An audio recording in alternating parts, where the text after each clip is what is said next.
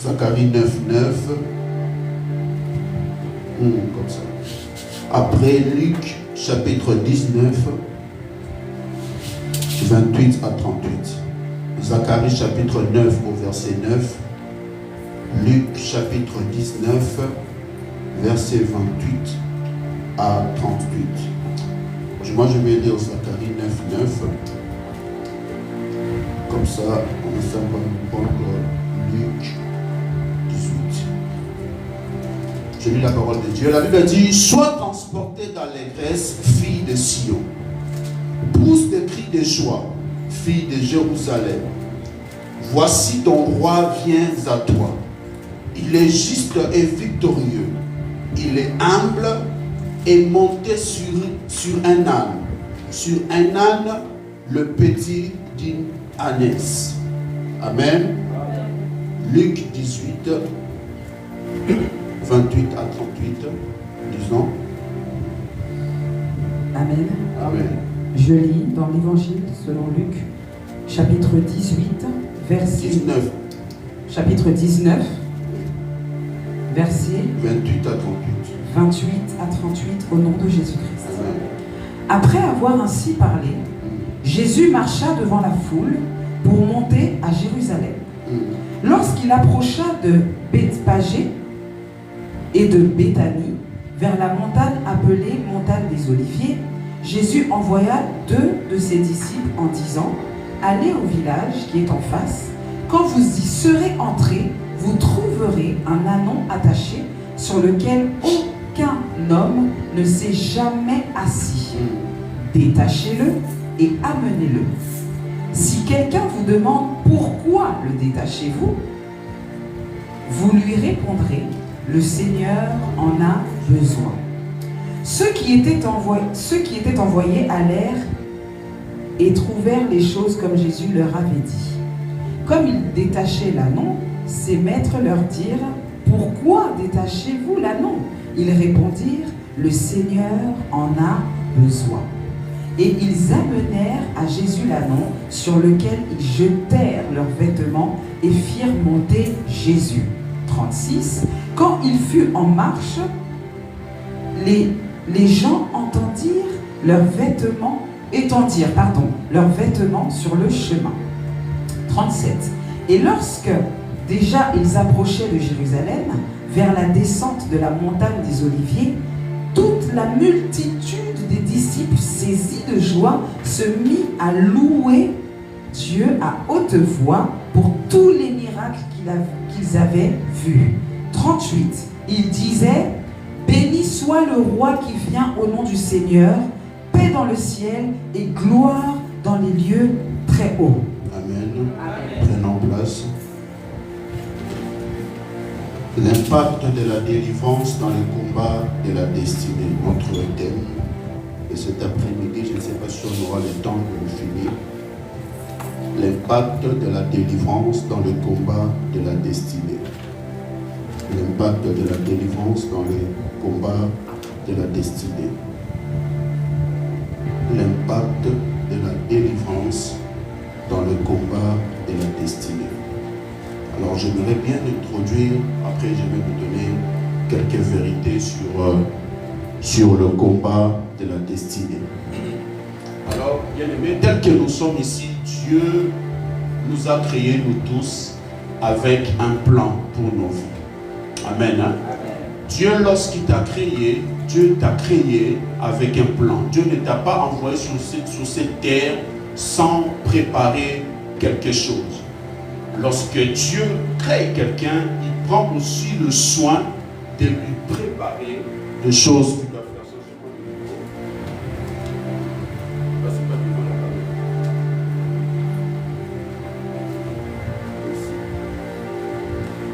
Je disais que quand Dieu crée quelqu'un, il prépare aussi l'endroit ou le lieu où Dieu doit te poser.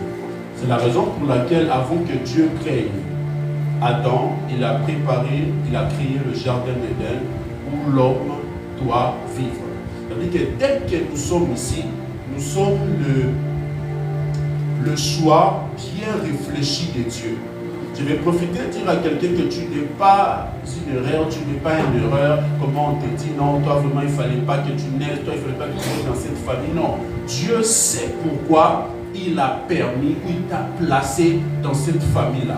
Amen. Donc tu n'es pas un accident. Tu n'es pas un accident. Pourquoi je me suis retrouvé dans cette famille? Non. Dieu sait pourquoi il t'a placé dans cette famille. Pourquoi? Parce qu'il a un plan pour toi. Amen. C'est ça qu'on appelle la destinée. Mais il y a une chose que nous devons savoir. Dans le livre de Zacharie, chapitre 9, au verset 9, on voit le prophète. Il était prophète de l'Ancien Testament qui est en train de prophétiser. Dieu l'a ouvert les yeux, il a vu quelque chose. Qu'est-ce qu'il a vu? Il a vu Jésus entrer à Jérusalem avec un âne.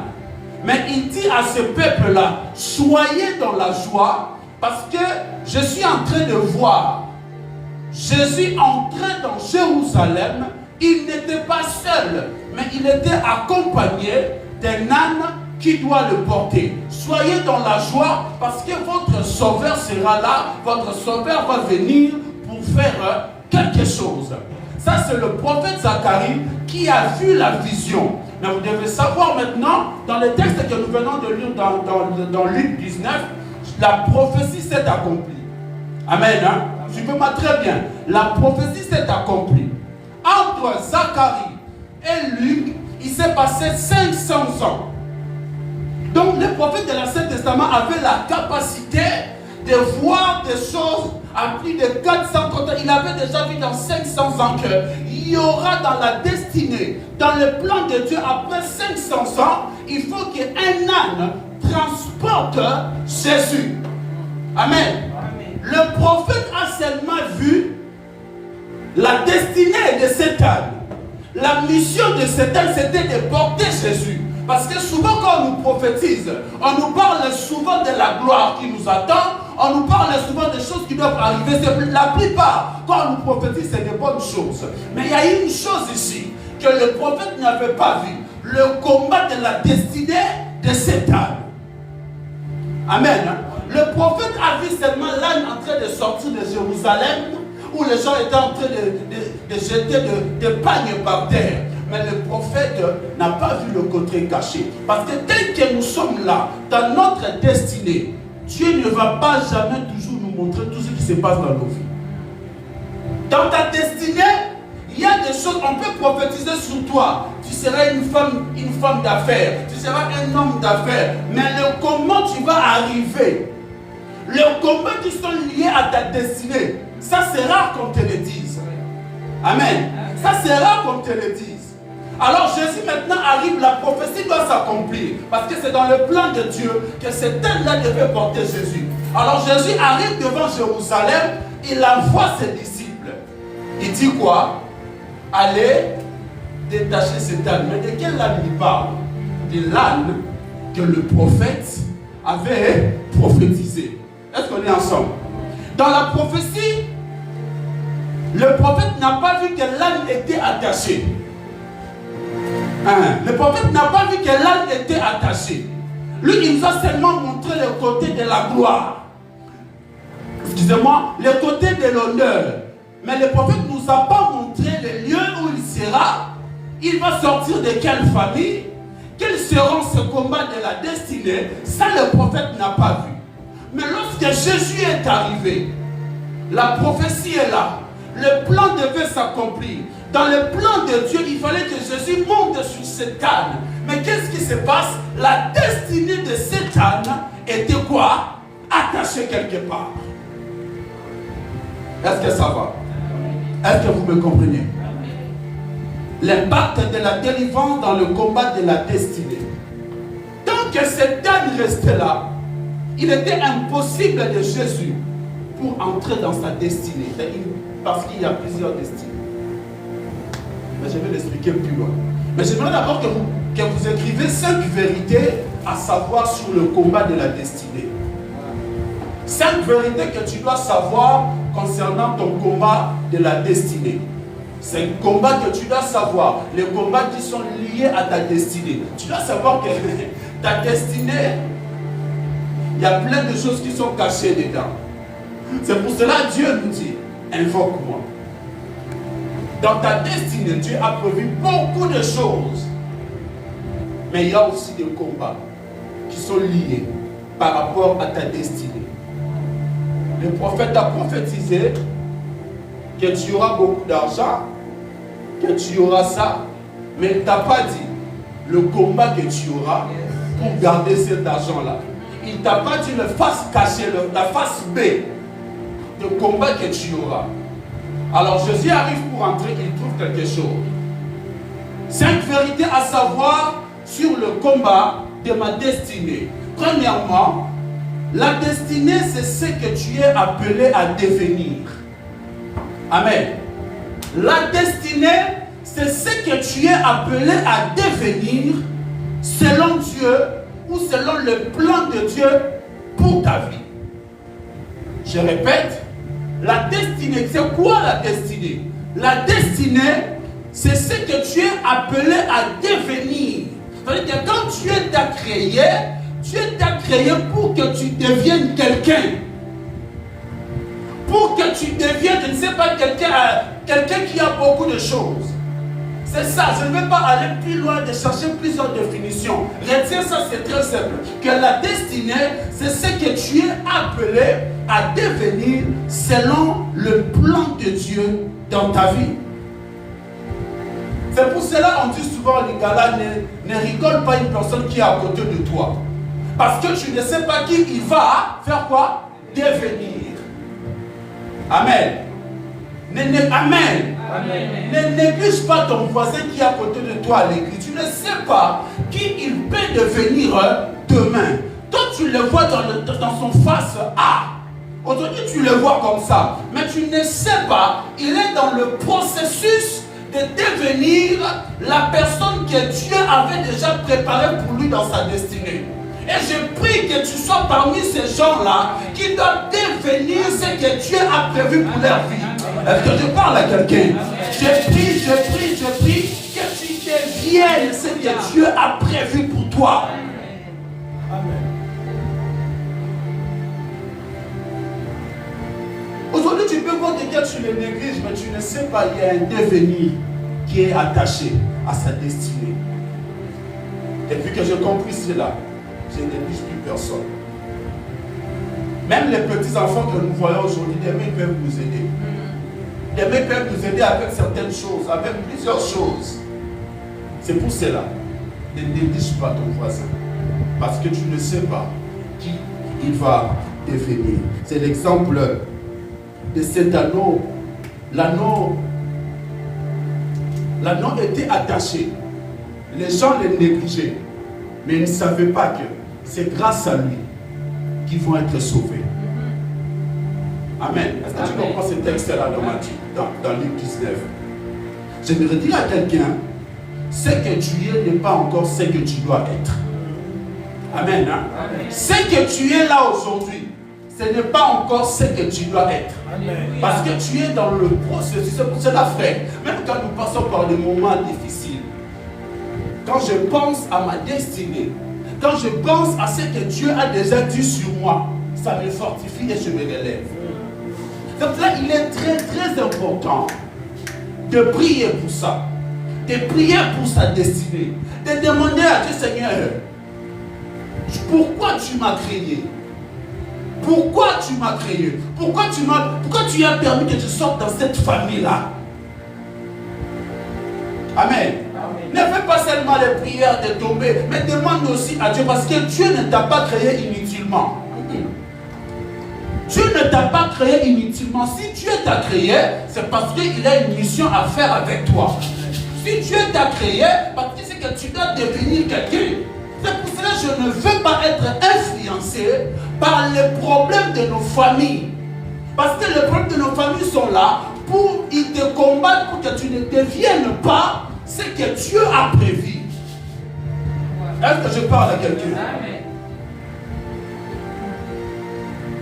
Quand tu lis dans la Bible, tu comprendras que tous les gens qui sont nés dans la Bible, ils avaient une mission.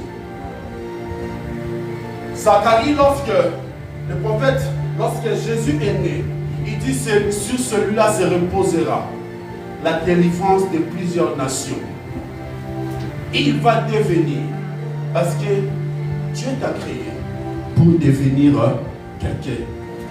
C'est pour cela la première définition de notre texte, de notre thématique, c'est que la destinée, c'est ce que je suis appelé à devenir selon le plan de Dieu dans ma vie. C'est ça ma destinée. Je suis né pour être pasteur. Ah oui, toi tu es né pourquoi? Tu es né pourquoi? Si on pose la question ici, les gens vont répondre, oh, jusqu'à présent, je ne sais pas encore. Alors, ce n'est pas un problème. Tu dois aller prier. Moi, je sais que moi, je suis né pour être pasteur. Hein? Je suis né pour délivrer les âmes. Je suis né pour gagner les âmes. Je suis né pour amener les âmes à Jésus-Christ. C'est ça, ma destinée. Est-ce que je parle à quelqu'un? Pose-toi la question à toi-même. Et c'est quoi ta destinée? Pose-toi la question, c'est quoi ta destinée? Alors si tu ne sais pas, c'est notre premier point de prière. C'est notre premier point de prière de demander à Dieu, je suis appelé à faire quoi sur cette terre? Est-ce que je parle à quelqu'un? Parce que la distinction commencera dans ta vie lorsque tu commences à marcher selon la volonté de Dieu. La distinction ne commence pas d'abord parce que tu as beaucoup d'argent. La distinction, le vrai succès, la Bible dit, avec Dieu, nous ferons quoi? Des exploits. Ça veut dire que les exploits, ce n'est pas parce que tu as beaucoup d'argent. Les exploits ou les succès, c'est lorsque tu marches selon la volonté de Dieu. C'est ce qui fera la démarcation entre toi et les autres. Si les autres n'ont pas marché avec Dieu, mais toi tu marcheras avec Dieu et tu feras quoi? Des exploits. Ça veut dire que là où ils ont échoué, parce que toi tu marches dans la volonté de Dieu, tu vas faire quoi? Tu vas réussir. C'est là où commence le succès. Le succès, ce n'est pas avoir un compte, je ne sais pas, j'ai 5 000 € dans mon compte. Vanité. Le vrai succès, la vraie démarcation commence lorsque tu commences à marcher selon le plan de Dieu. Amen. Ça commence quand tu marches avec la volonté de Dieu. C'est ce qui fait, mais dans leur génération, dans toute la famille, là, il y a des entrepreneurs, mais il y a aussi un. Lui, il est pasteur. Tu sens déjà, hein? Tu sens, hein? Toi-même, tu vois. Pourquoi? Parce que tu marches selon la destinée que Dieu a préparée pour toi. Amen. Deuxième chose, deuxième vérité sur le combat de la destinée. Ta destinée précède ton existence. Je répète, ta destinée précède ton existence et détermine ton avenir. Deuxième vérité que je dois savoir sur ma destinée, sur le combat de ma destinée, est que ma destinée m'a précédé. Ta destinée précède ton existence et détermine ton avenir. Ta destinée précède ton existence et détermine ton avenir. Ce qui a existé avant toi, frère, c'est ta destinée. Ce qui a existé avant toi, c'est ta destinée. Parce que Dieu, avant de te créer, Dieu voit déjà comment tu vas finir ta vie. Il a dit, faisons l'homme à notre image, afin qu'il fasse quoi? Il domine. Il n'a pas encore créé, mais il voit déjà comment tu vas finir ta vie. Hein? Dieu, avant de te créer, il savait déjà, toi, tu dois être ça. Toi, tu finiras ta vie comme ça. Ça veut dire quoi? Ta destinée t'a précédé. Ta destinée a précédé mon existence et a déterminé ton avenir. Dieu finit notre vie avant de la commencer. Zacharie 9:9, il a dit quoi? J'ai vu l'âne sortir avec quoi? Honneur, avec des cris de joie. Parce que sa destinée le prophète avait déjà prophétisé depuis longtemps. L'âne n'était pas encore né, mais sa destinée était déjà là. Est-ce que tu comprends? L'âne n'était pas encore né, C'est vrai, il y a des gens, il y a des femmes ici, où vos mamans, je ne sais pas, peut-être ils vous ont peut-être pas relaté, peut-être il y a longtemps, on les avait dit, dans telle année, après 400 ans, il y aura quelqu'un qui viendra dans votre famille. Je ne sais pas, il va venir par quel ventre. Mais ce qui est sûr, quelqu'un viendra dans votre famille, qui sera comme votre Moïse, qui sera comme votre sauveur. Pourquoi? Parce que ma destinée a existé avant moi. Amen. Amen. À savoir que ce n'est pas ton argent qui détermine ton avenir. Ce n'est pas ton argent qui détermine ton avenir, ni tes études, mais c'est la destinée. C'est la destinée qui déterminera comment tu vas finir ta vie. Ah oui. Ah oui. C'est pour cela, je n'interdis pas de chercher l'argent. Mais pas toi, à partir de ce mois d'août, de connaître ta destinée. Moi, dans ma destinée, je ne peux pas faire alliance avec n'importe qui. Dans ma destinée, je ne peux pas me mettre avec n'importe qui. C'est pour cela que j'ai compris que ce n'est pas parce que tu es marié que tu es vraiment entré dans ta destinée. Tel que nous sommes ici, moi avec ma femme, nous sommes mariés. Mais ce n'est pas moi qui va le faire entrer dans sa destinée. C'est à elle de se battre pour entrer dans sa destinée. De la même manière que le salut est individuel, la destinée aussi est individuelle. Nous sommes mariés, mais chacun de nous a sa destinée. Alors elle doit se battre pour entrer dans sa destinée. Parce que sa destinée l'a précédée avant elle. Le mariage, ça fait partie des plans de Dieu. Mais elle ne peut pas s'arrêter. Elle ne peut pas rester là. Toi aujourd'hui, je vais seulement me marier, après je reste à la maison. Tété. Tu n'as pas compris. Ce n'est pas parce que tu es marié que tu dois arrêter de tout faire. Non. Elle doit se battre. Elle ne savait pas qu'elle était dans sa destinée. Dieu avait placé qu'elle soit une femme d'affaires. Il fallait que quelqu'un vienne, un prophète, pour parler. Et elle s'est battue pour entrer cela. Aujourd'hui, elle va jouer, je ne voyage pas. Elle va jouer, je ne voyage pas. Mais en 2020, ce n'était pas le cas. En 2020, ce n'était pas le cas. En 2021, ce n'était pas le cas. Ni en 2022, ni 2023, ni 2024. Ça a commencé quand? L'année dernière. Ce n'est pas moi qui l'ai aidé à entrer dans sa destinée. On lui a dit que dans ta destinée, Dieu avait préparé que tu sois ça. Alors tu dois te battre. Je dis à quelqu'un ici, bats-toi pour entrer dans ta destinée. Ce n'est pas tes études. Ce n'est pas ton argent qui va te déterminer. Non, c'est ta destinée. Combien aujourd'hui ont des bacs plus 5, mais qui gagnent des 1200 €? Yes, maman. Là, nous, on n'a pas de bac, on gagne le premier. Est-ce que je parle à quelqu'un? Ce n'est pas ton argent qui détermine ton avenir, ni tes études, mais c'est la destinée qui précède. C'est pourquoi une personne qui ne prie pas pour la manifestation de sa destinée sera une personne qui vivra dans les à peu près. Celui qui ne prie pas pour sa destinée sera une personne insatisfaite. Jamais tu es satisfait de ce que Dieu te donne. Pourquoi? Parce que tu ne connais pas ta destinée. Tu vis dans les à peu près.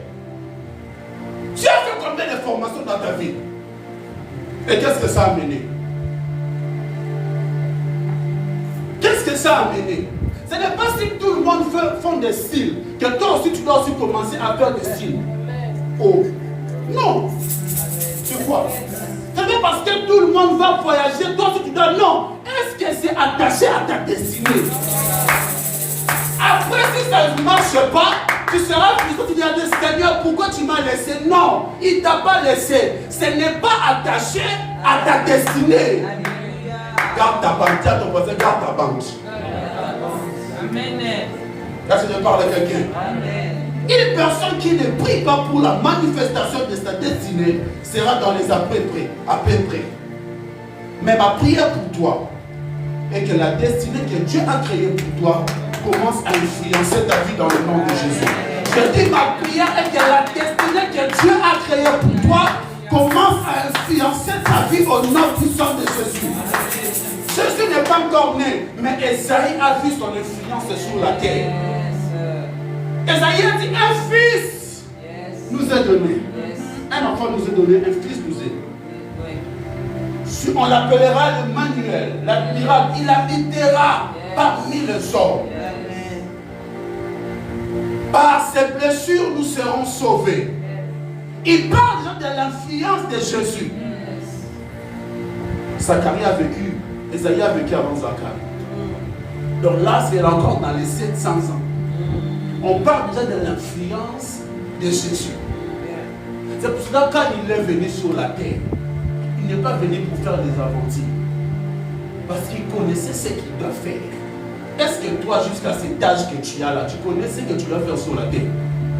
Ou tu suis les mouvements? C'est pourquoi je refuse de suivre les mouvements de tout le monde. Ne suis pas les mouvements. Ne suis pas les mouvements. Parce que non, en ce moment, il y a telle chose qui moi, je vais le faire. Tu vas comme ça. Tu vas dire quoi? On n'a pas bien prié? Non. Dans ma destinée, je n'ai pas ces choses-là. Mais je vais expliquer ça plus tard. Amen. Quatrième vérité. Troisième vérité, ta destinée. Ah non, j'avais oublié ma prière. Ma prière pour toi est que Dieu impose sa volonté dans ta vie. Que Dieu impose sa volonté dans ta vie. Je répète, que Dieu impose sa volonté dans ta vie. Ça, c'est le deuxième point de vrai que tu vas faire qu'on va faire. Quand tu vas raconter, tu dis Seigneur, impose ta volonté dans ma vie. C'est pour cela Jésus, un jour, il voulait abandonner. Mais il a dit que ta volonté soit faite. Alors, quand tu vas rentrer chez toi, tu vas prier. Dis Seigneur, impose ta volonté dans ma vie. Impose ta volonté dans la vie de mes enfants. Impose ta volonté dans mes affaires. Impose ta... Oh. Est-ce que je parle à quelqu'un? Que Dieu impose sa volonté dans ta vie au nom de Jésus. Amen. Troisième, ta destinée regorge trois choses. Dans ta destinée regorge trois choses ou trois dimensions. Ta destinée regorge trois choses. Premièrement, ta destinée regorge des choses que tu dois faire. Dans la destinée, la première chose ou la première dimension dans ta destinée, il y a une chose. Première chose, c'est quoi? Dans ta destinée, il regorge une partie où toi tu dois faire des choses. Je répète, dans ta destinée, il regorge des choses que tu dois faire ou accomplir. Oui, dans ta destinée, il y a des choses que tu dois faire et accomplir. Entre parenthèses, la mission. Zacharie a prophétisé sur cet âne. C'était quoi la mission de cet âne-là? C'était quoi sa mission? De porter Jésus. Non, la mission de l'âne, c'était de porter Jésus. Donc, dans ta destinée, il regorge trois choses. Première chose, il y a des choses que je dois faire et des choses que je dois accomplir. Des choses que tu dois faire et des choses que tu dois accomplir. Parce que Dieu ne crée pas un homme inutilement sur la terre. Si Dieu t'a créé, parce qu'il sait qu'il y a des choses que tu dois faire. Il y a des choses que quelqu'un doit accomplir. Il y a des choses que toi tu dois faire. Pas quelqu'un d'autre, mais c'est seulement toi qui dois le faire. Première chose dans ma destinée. Première chose qui regorge de ma destinée. L'anneau, sa mission était de porter Jésus. On l'avait déjà prophétisé il y a longtemps. Sa mission était de porter Jésus. Ça devait s'accomplir. Deuxième chose que tu dois savoir dans ta destinée, deuxième dimension, des choses que les hommes aussi feront pour toi. Dans la destinée, il y a des choses que les hommes feront pour toi. Oui. Dans ta destinée, il y a des choses que Dieu a prévues que les hommes les fassent pour toi. Première chose, première dimension qui regorge, c'est qu'il y a des choses que moi, Dieu, je suis appelé à faire. Quand on dit je dois, ça veut dire que je dois le faire et je dois aussi l'accomplir. Dans la deuxième dimension qui regorge dans ma destinée, il y a des choses aussi maintenant que des hommes et des femmes doivent faire pour toi.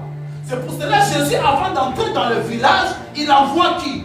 Des disciples. Il dit, allez dans ce village-là, dégager cette âne. Je prie que Dieu t'envoie dans cette année des hommes que Dieu a placés dans ta vie, dans ta destinée, afin de t'amener au plan de te faire quitter au côté, au plan A, de t'amener dans une autre dimension. Est-ce que je parle à quelqu'un? Que Dieu t'envoie les hommes de ta destinée. Je dis que Dieu t'envoie les hommes de ta destinée. Si ces disciples-là n'étaient pas là, Jésus n'allait pas entrer à Jérusalem pour détecter cette âne-là. Est-ce que je parle à quelqu'un? Et la prière que nous allons faire, c'est Seigneur, rends clair mon esprit. Rends clair mon esprit les choses que je dois faire. Bon, ça c'est la première prière. Dans la première prière que tu dois faire, c'est Seigneur, rends clair dans mon esprit des choses que je dois faire qui sont attachées à ma destinée. Je recule un peu. Dans la première dimension des choses que tu dois faire.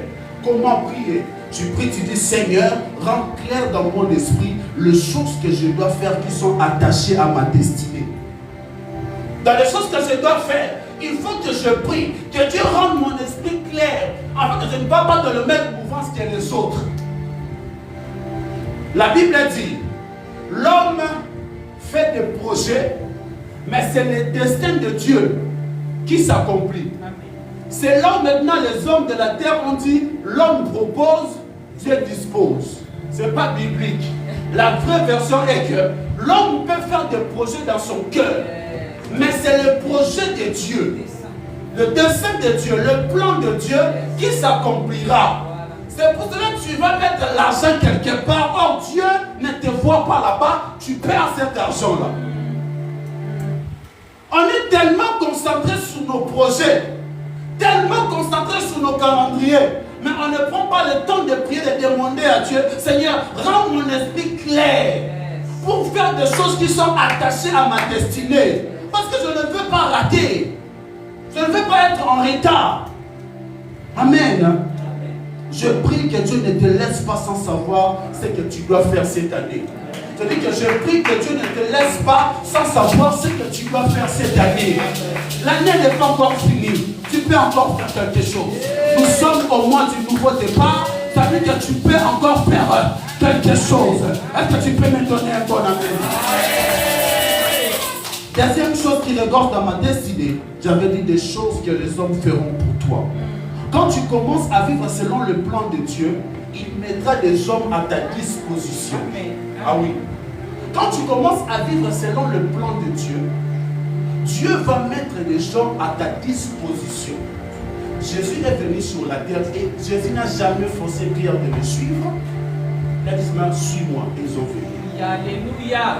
Ça veut dire que quand tu commences à marcher dans le plan de Dieu, certaines choses tu ne forceras plus. Amen. Oh. Amen. Amen. Certaines choses tu ne forceras plus. Parce que c'est lié à ta destinée. Dieu va placer des hommes dans ta vie qui vont t'aider. Ça veut dire que si Pierre n'était pas là dans la ceinture de Jésus, aujourd'hui on n'allait pas parler du paralytique qui a été guéri. Donc il fallait qu'il soit là. C'est pour cela qu'on ne peut pas perdre tout le monde dans ces relations. Tu ne peux pas perdre tout le monde. Regarde comment tu étais avant. Depuis que ces hommes-là sont venus dans ta vie, qu'est-ce qu'ils ont apporté dans ta vie? Parce que c'est des hommes que Dieu avait placés pour ta vie. Oh, je bénis Dieu pour mon père spirituel. Je bénis Dieu pour tous mes encadrés. Parce qu'il fallait qu'ils soient là pour nous encadrer. Comme ça, on ne peut pas les négliger. Nos pères spirituels, nos encadrés, on ne peut pas les négliger parce qu'ils font partie de la destinée qui devait être là. Est-ce que je parle de quelqu'un? Est-ce que je parle de quelqu'un? Le rôle de ces disciples-là dans le texte que nous venons de lire était de faire quoi? De libérer. C'est à nous. C'est à nous. C'était ça leur rôle. Quand Dieu place des hommes dans ta vie, ils ont un rôle. Je prie que Dieu enlève tous les gens qui sont inutiles dans ta vie. Oh. Alléluia. Je prie que Dieu enlève dans ta vie toutes les personnes qui sont inutiles dans ta destinée. Oh, lève ta main et dis Seigneur, aujourd'hui, je prie, je t'invoque, enlève dans ma vie des gens qui sont inutiles Au nom de. Au nom de. Au nom de. Troisième chose, dans ta destinée, chaque destinée regorge aussi des choses que Dieu doit faire par toi et pour toi. Chaque destinée regorge aussi des choses que Dieu doit faire par toi et pour toi.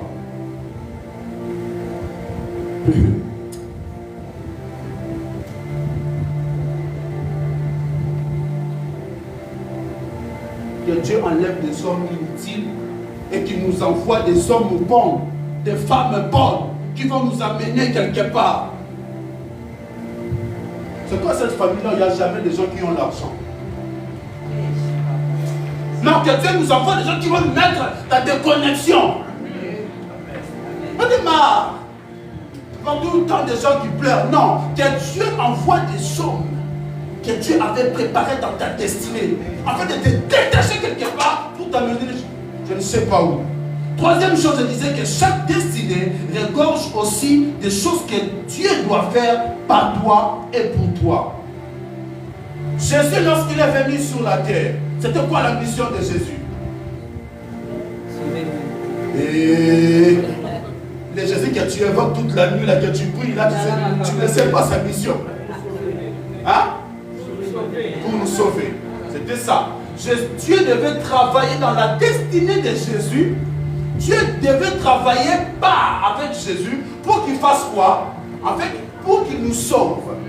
Lorsque Jésus a accompli sa part, maintenant Dieu doit aussi faire une chose pour toi. La Bible dit, c'est pour cela il a souverainement élevé, il lui a donné le nom au-dessus de tout nom. Parce que dans la destinée, une troisième chose qui regarde, il y a des choses que Dieu doit faire par toi et pour toi. Quand Dieu travaille en toi, il fera des choses plus tard pour toi. C'est pour cela que vous allez voir dans la prophétie de cet anneau-là. Il n'a rien fait, mais il est déjà attaché. Parce que Jésus devait monter sur lui. Yes. Amen. Amen. Seigneur, aide-moi à faire des choses par toi et pour toi dans ma destinée. Amen. Hein? Amen. Est-ce que je parle à quelqu'un? Amen. Quatrième point, chaque destinée attire le combat même avant sa manifestation. Chaque destinée attire le combat même avant sa manifestation glorieuse.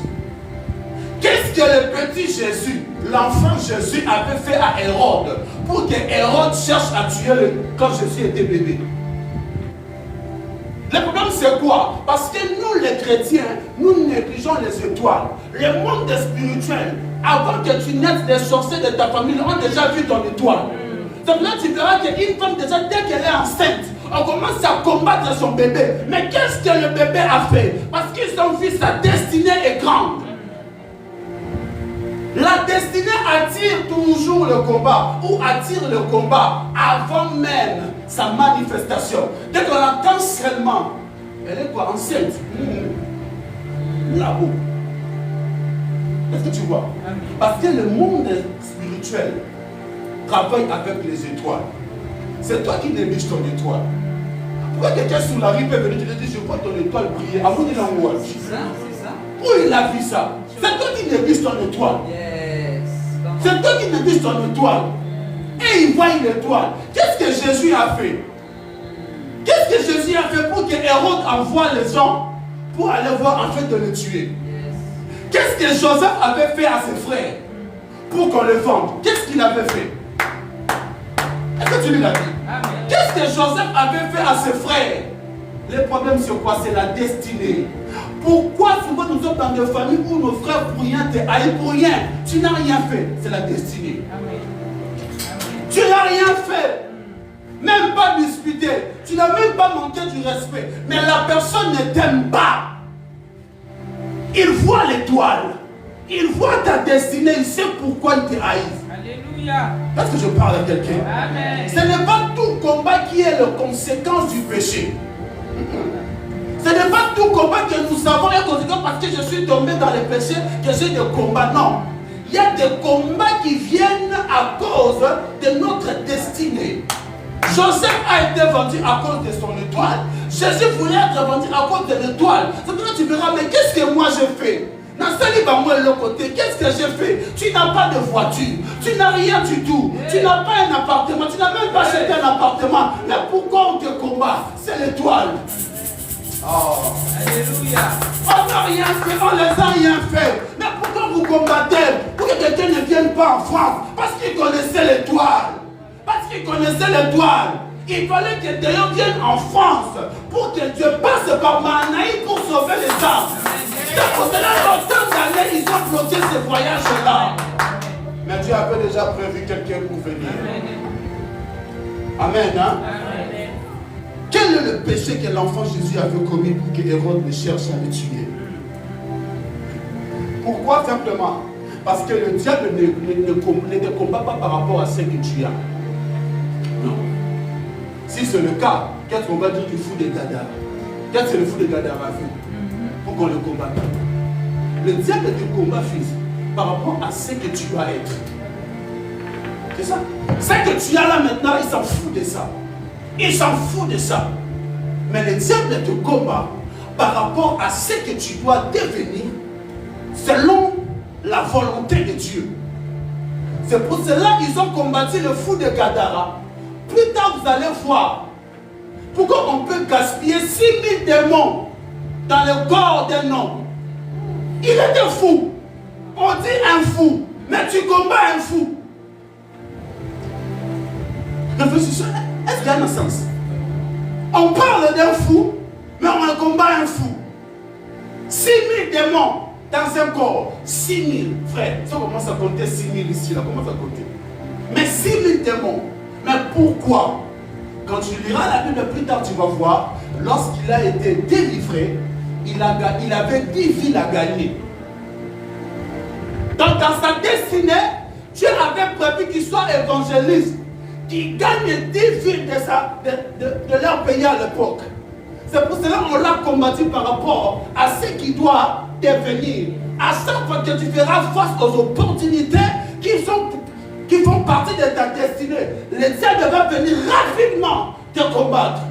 Alors tu dois être sensible dans l'esprit pour comprendre que dans ma destinée, il y a des choses que je dois faire. Il y a des choses que tu dois faire par moi. Et dans ma destinée, il y aura des combats qui vont s'élever pour me combattre afin de ne pas entrer dans la volonté de Dieu. Est-ce que je parle à quelqu'un? Le diable ne te combat pas par rapport à ce que tu as, mais par rapport à ce que tu dois être. Écris-le bien. Le diable ne me combat pas par rapport à ce que mais par rapport à ce que je dois devenir. Pourquoi ils combattent nos enfants? Ils vivent sous nos toits. Pourquoi vous les combattez? Qu'est-ce qu'ils ont fait? Par rapport à ce que tu dois devenir, par rapport à ta destinée, ils savent que si tu entres dans ta destinée, ils ont perdu. C'est pour cela qu'ils doivent te bloquer là. Ils doivent te combattre. C'est pour cela, frère, n'arrête pas de prier. Oh. N'arrête pas de prier. Combien de maladies, frère, j'ai subi dans ma vie? À l'âge de 7 ans, ma mère est là, je n'écoutais plus. Ma tonne là, les oreilles là. Si tu parles, on t'entend pas. À l'époque, 7 ans là, on va à l'école à pied. On n'a même pas de voiture. 7 ans. On va sous. Qu'est-ce que le petit a fait? Qu'est-ce qu'il a créé? Mais on le combattait. L'enfant Déo, pour ce qu'il doit devenir. Ton enfant est tout le temps malade, on le combat. Parce que dans sa destinée, Dieu a prévu des choses glorieuses. Prenons le temps de prier pour nos enfants. Prenons le temps de prier pour nos destinées. Dans ta destinée, Dieu a dit, car j'ai des projets de paix et de bonheur. Et tout celui qui s'élèvera contre ton bonheur tombera sous ton pouvoir. Amen. Cinquième vérité, la destinée exige la délivrance pour être vécue. La destinée exige la délivrance pour être vécu. Psaume 31, verset 16. Cinquième vérité, la destinée exige la délivrance pour être vécue. Tant que l'âme restait attaché, il ne pouvait pas vivre sa destinée. Ah oui. Tant que l'âme était attachée, qu'est-ce que le psaume nous dit? 31, David fait une prière. Écoutez ce que David dit à Dieu. 31, 16. 31, 16. Dans 10 minutes, j'arrête. Amen. Amen. Je lis dans Psaume, chapitre 31, verset 16, au nom de Jésus-Christ. Amen. Mes destinées sont dans ta main. Délivre-moi de mes ennemis et de mes persécuteurs. Ah. Il dit quoi? David sait que ses destinées sont entre les mains de Dieu. Mais David prie que Dieu fasse quoi? Le libère de ses ennemis. L'agneau a eu la prophétie, la destinée. Mais tant que l'âne n'était pas détaché, il ne pouvait pas entrer dans sa destinée. C'est pour cela que la destinée exige la délivrance pour être vécue. Mais le problème ici, lorsqu'on parle de la délivrance, les gens voient seulement le vomissement, les gens voient seulement tomber, les gens voient... Non, la délivrance dans n'importe quel domaine de ta vie. Ici, on ne parle pas de la délivrance de tomber. La délivrance, c'est de sortir de l'emprise de l'ennemi. La délivrance, c'est de sortir de l'imitation. Alors, tant que l'âme n'était pas sorti là, il allait rester là. Mais la destinée est là. C'est pour cela, pour ta destinée, il exige des délivrances. Il va t'exiger des délivrances de tes émotions. Les délivrances de ton âme, les délivrances de ton comportement, les délivrances de beaucoup de choses. Est-ce que j'ai touché le démon ici? Non. Mais la délivrance personnelle, il y a des choses que tu ne toucheras pas si tu n'es pas délivré de ça. David crie à Dieu, je sais que mes destinées, il dit plusieurs, mes destinées sont entre tes mains. Mais délivre-moi de mes ennemis et de mes persécuteurs. Lorsque Jésus vient à Jérusalem, il dit, cet âme-là, personne n'est monté sur lui. Personne n'est monté sur lui, mais pourquoi il est attaché? C'est ça. Amen. On a vu son étoile. Yes. Personne n'est monté sur lui. Personne n'a travaillé avec lui. Mais il est attaché. C'est pour cela qu'on dit que tu peux naître dans une famille où déjà les mariages sont déjà attachés. Yes. Comment? Toutes les générations qui viendront, ils doivent souffrir parce que c'est déjà attaché. Yes. Yes. C'est pour cela que Dieu nous a mis maintenant le pasteur pour venir faire quoi? Vous libérer. Il a dit entrer dans cette village-là. Yes. Amen. Rapidement, l'importance de la délivrance dans sa destinée. L'importance de la délivrance dans ma destinée ou l'impact de la délivrance dans votre vie. Premièrement, la délivrance vous détache des réalités spirituelles de vos origines. Je répète, l'impact de la délivrance dans votre vie, premièrement, la délivrance vous détache des réalités spirituelles de tes origines. Entre parenthèses, le village. Jésus a dit, allez dans ce village-là. Le village ici représente ton origine, représente ta famille, représente là où tu viens. Maintenant, la délivrance, quand Jésus envoie cet homme, quand Jésus nous envoie ici sur la terre, et tant que pasteur, il nous envoie pour faire quoi? Pour vous détacher, pour vous déconnecter du réalité spirituelle de vos familles. Est-ce que ça va? Entre parenthèses, le village.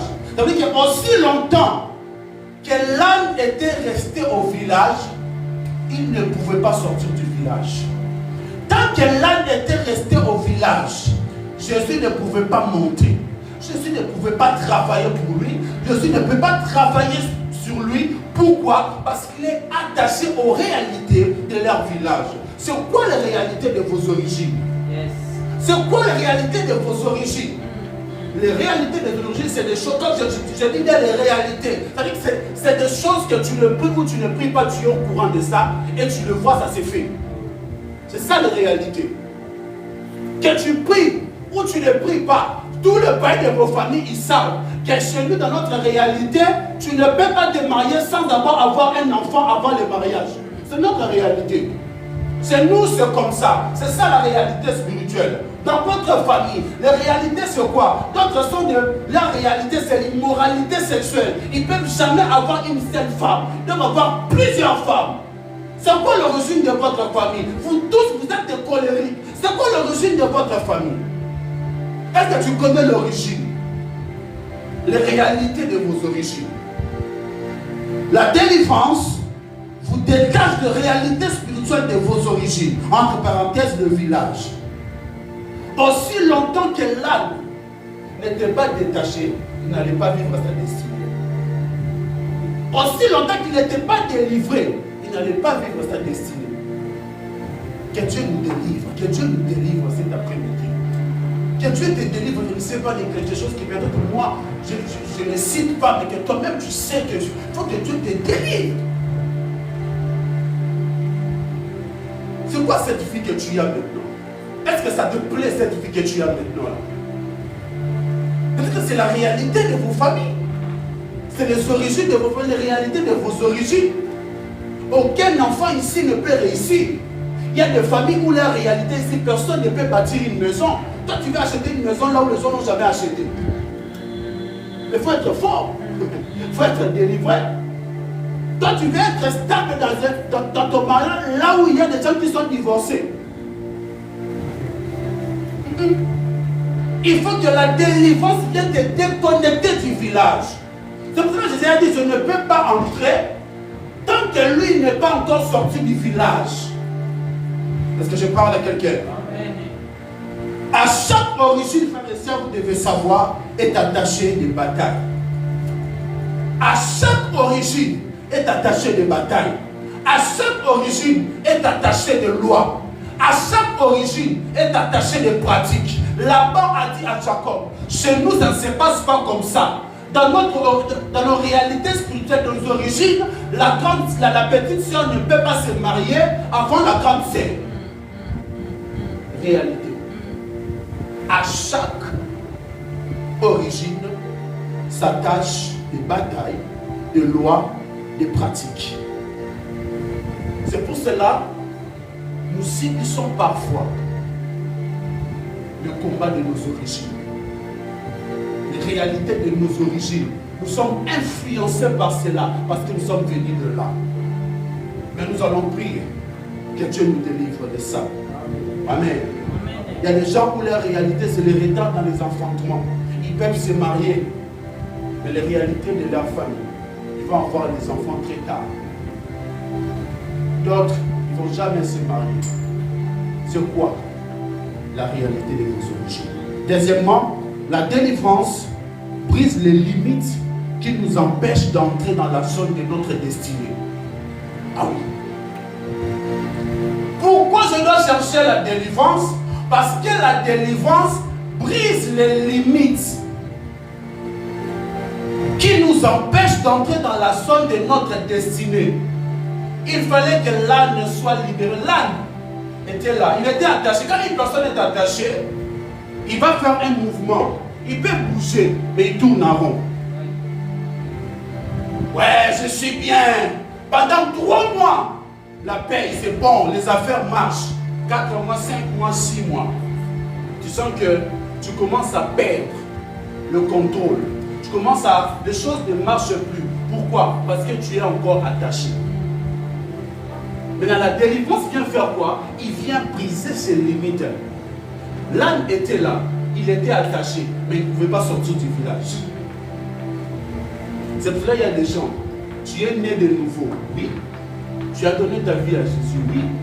Mais jusqu'aujourd'hui, tu es attaché à ton village. Parce que dans l'esprit, tu as déjà tout fait. Il n'y a rien de nouveau ici. Tu as déjà tout fait dans l'esprit. Maintenant, c'est à toi de faire face aux réalités là. Tu te bats avec la victoire que Dieu t'a donnée. L'âme, tant qu'il sera là, il va bouger, mais il sera attaché. C'est quoi ta vie maintenant? Est-ce que tu es illimité ou tu es limité? La délivrance brise les limites qui nous empêchent d'entrer dans la zone de notre destinée. C'est pour cela que Jésus a dit, vous allez entrer dans ce village, vous allez voir cet âne, faites quoi? Déliez-les. Tu vois? Ne les laissez pas attachés, Faites quoi? Déliez-les. Il faut que tu sois délié des origines de ta famille. Oh. Troisième importance, la délivrance provoque la saison de manifestation, d'honneur et de gloire. La délivrance provoque la saison de manifestation, d'honneur et de gloire. La manifestation ici que je parle, je ne parle pas d'abord de la manifestation des choses matérielles. Je parle de la manifestation de la vraie version de toi. La vraie version de Hervé. La vraie version de Judas. La vraie version de Jonathan. Ta vraie version. C'est ce que la délivrance apporte. Il apporte la manifestation, l'honneur et la gloire. Lorsqu'on a délivré cet âne, qu'est-ce qui s'est manifesté? Il est entré dans sa destinée. Amen. Jésus est monté sur lui. Amen. Qu'est-ce qui s'est passé? On l'a honoré. Il y avait beaucoup d'ânes dans ces villages-là. Et tous ils marchaient sur le sable. Mais à son tour, on a mis des paniers par terre. Merci. Amen. Vous êtes à plusieurs dans votre famille. Vous tous avez le même combat. Mais si toi tu es délivré, toi tu vas vaincre cela. Alléluia. Oh, tu n'as pas compris. Amen. Toi tu vas vaincre cela. Ils étaient à plusieurs ânes. Et tous ils marchaient sur le sable. Mais le jour où ils étaient délivrés, pas toi. Pas de par terre. Alléluia. Parce que quand tu es délivré, tu vis selon la volonté de Dieu. Dieu t'honore. Que Dieu t'honore cette année. Je dis que Dieu t'honore cette année. Parce que selon la prophétie, Zacharie 9:9, il avait dit quoi? J'ai vu l'âne sortir et on a mis des pagnes par terre. Ça s'est accompli. Pourquoi? Parce qu'il a été délivré. Moi je ne comprends pas. Est-ce que dans cette famille il y aura des gens d'argent? Mais peut-être c'est toi, mais tu ne combats pas. Tu ne combats pas. Tu veux faire comme les Français. Regarde-moi. Regarde la couleur de ta peau. Regarde la couleur de ta peau. Regarde les objets. Et les gens m'avaient demandé, il a dit, révérend, toi tu es immigré ou tu es né? Je dis non, je suis immigré. Elle dit, pardonne-toi. Toi et papa, vous êtes pareil. Vous êtes pas des Français, tout le monde n'est pas des Français. On est des Africains. Amen. Mais on peut subir nous tous les mêmes réalités. Que tu sois né ici en France, à l'hôpital Georges Pompidou, au Saint-Camaël, je ne sais pas quoi. Nous on était à Mamaï, mais nous tous, on va subir le même. On va de nos origines. Amen. Cinquième chose, je m'arrête ici. La délivrance nous enlève sous le contrôle des esprits maîtres. La délivrance nous enlève sous le contrôle des esprits maîtres. La délivrance nous enlève sous les esprits maîtres. Jésus a dit, quand vous allez entrer là-bas, vous allez voir une âne qui est attachée. Les gens vont venir vous poser la question. Dites-leur, le maître en en a besoin. Quel est cet esprit qui te contrôle? L'âne, personne ne l'a utilisé, mais il était déjà contrôlé par des esprits. Tu vois le niveau du diable, hein? Maintenant, tu veux faire semblant, non, moi je ne vais pas prier pour vos histoires là. Tu es déjà, on a déjà mis des esprits qui te contrôlent depuis le ventre de ta mère jusqu'à cet âge. Il y a des gens, il y a des esprits qui te contrôlent. Tu n'as rien fait. Lève-toi, nous allons prier. La délivrance nous libère sous l'emprise des esprits qui nous contrôlent. Des esprits qui t'empêchent. Si quelqu'un vient te bénir, si quelqu'un vient te bénir, les esprits là sont là pour l'empêcher. Si quelqu'un veut t'épouser, les esprits là sont là pour barrer, pour barricader.